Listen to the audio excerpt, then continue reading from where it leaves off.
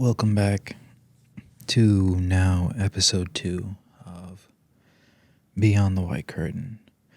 Today the topic will be loneliness, with a quote to start us off brought to you by the author Charles Bukowski. And abbreviated from his original writing, the quote goes, "And when nobody wakes you up in the morning, and when nobody waits for you at night, and when you can do whatever you want, what do you call it? Freedom or loneliness?" Now, this is an interesting question in and of itself because for most people, it comes down to their upbringing and who they identify themselves to be in their own minds. There are some people that enjoy spending time alone, that revel in it, that seek it, that avoid social interaction, and are quick to leave gatherings in order to go home and just enjoy their own peace and space. And then you have other people that can't stand to be alone. It feels like it's eating away at them, like it's gnawing at them. They're alone with their thoughts and they have no desire to be. And so they seek out social interaction on a daily basis, whether it's through friends or family or sports or recreational activities, anything at all, to not be left by themselves.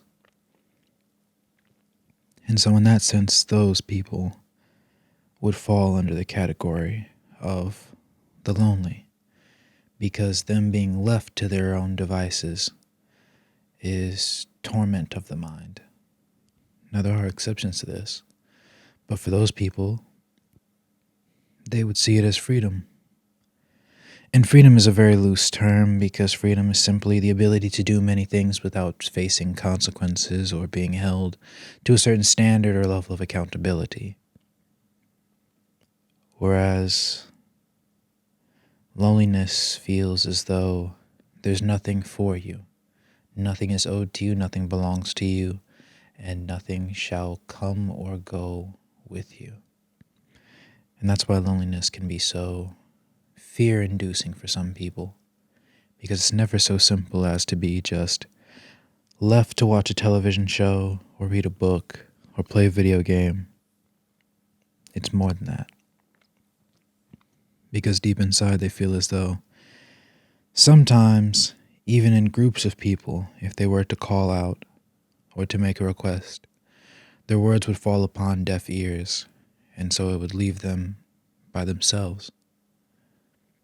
And that's not something that they truly want. They want to feel loved, they want to feel appreciated, they want to feel as though they exist.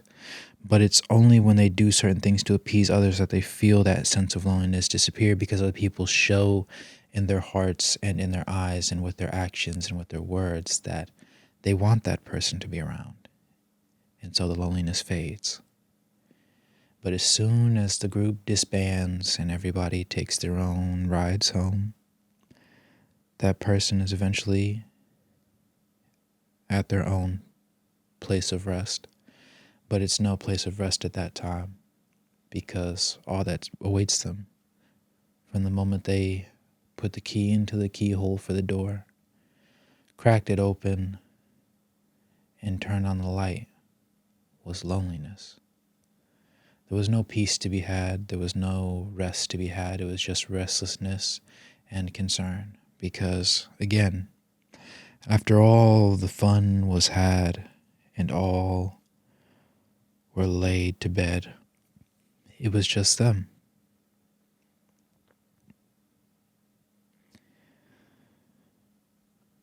But with that being said, freedom is the clear preferred situational answer to the previously asked question. As a matter of fact, when nobody's there to force you to do things, nobody's there to hold you accountable for things, it allows you to truly do what your heart desires, regardless of the consequences. You fear not, because it is what you decided for yourself.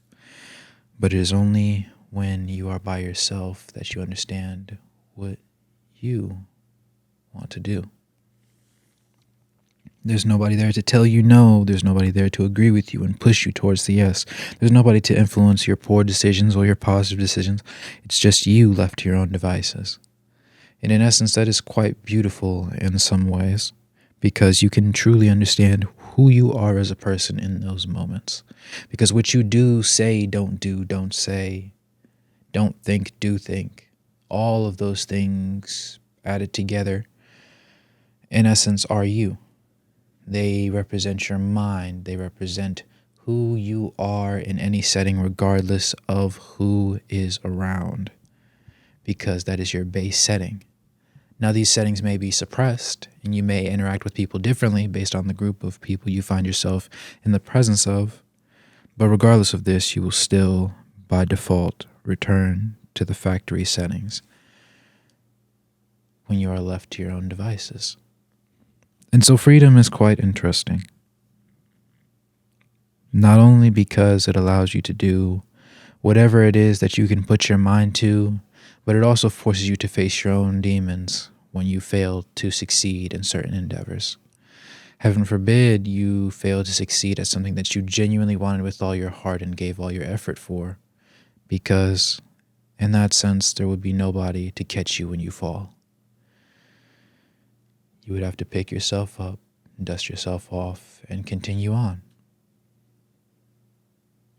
And while some people are capable of doing it, there are many others that grew up with the desire, the need, or simply having that helping hand that would reach down to them from what seemed to be the heavens and guide them back to their successful and righteous path, accompanied with directions on where they should go going forward in order to prevent such an incident from occurring again. And so those with freedom are truly blessed in a way. Their mind doesn't feel like it's rotting when they are left by themselves. They get creative. They start to see things in a new light. They are more understanding. They focus so intently on the smallest details, and they just simply enjoy what there is for them in life. But unfortunately, that's not for the lonely. The lonely experience life in a way much different than most others. They have no choice, no say in anything beyond what they have to appease and please those that they want around. Because anything with a group is better than being alone. Anything with a group that is even mildly suspect that you might not particularly enjoy the most being around, whose personalities you may clash with, and that one friend in it that may just irritate you so. Even feeling that way, being with that group is still better than being alone. Because there's nothing for them in that loneliness. It just eats at them. It forces them to think of unpleasant thoughts that they have long since shoved away into their dark recesses of the mind, packed up and padlocked away. The key swallowed and hopefully never to be brought back. And yet every time they're alone, they're forced to face the dark corners.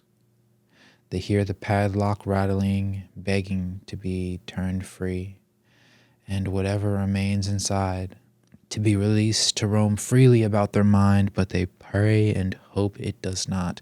And so they find things to interact with, people to interact with, things to do, things to say, sports to play, in order to avoid having to eventually face such a arduous task as controlling and taming the beast that they have long since believed they locked away. And in that sense, I understand, as I too find myself being lonely at times. But despite it all, my path is true and my mind is made up. But what about you? Do you find yourself sitting alone sad? Do you find yourself sitting alone happy when you're sitting in your apartment, you go to your family's home, and you're the first one awake? Do you get excited because you have the home to yourself? Or do you become quiet as a mouse, waiting ever so patiently for the next family or friend or pet to awaken so that you may start your day, because you don't want to do it alone.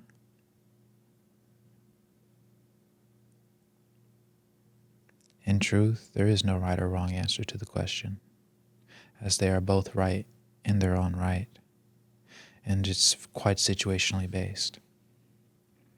Freedom and loneliness are two sides of the same coin.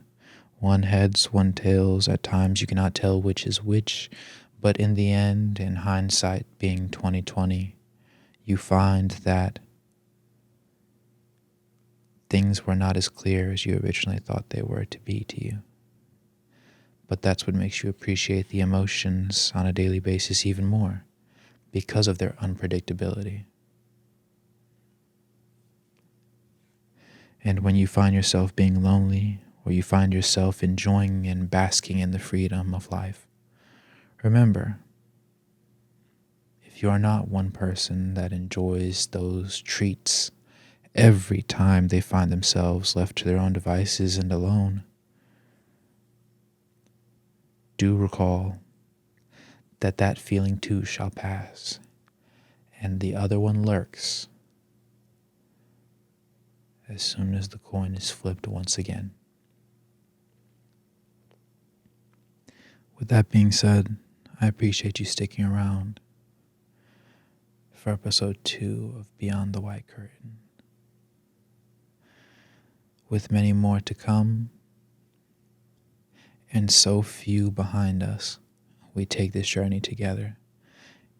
And I hope that you stay for the long haul, and perhaps even learn something new about yourself in the journey. With that being said, I appreciate your time, and I hope for another time that my voice might graze your ears and my shadow might dance on the curtain on your screen in front of your eyes, so that I might stimulate your mind, even if for a short time, as though it's a late night hotline. Until next time, my friend.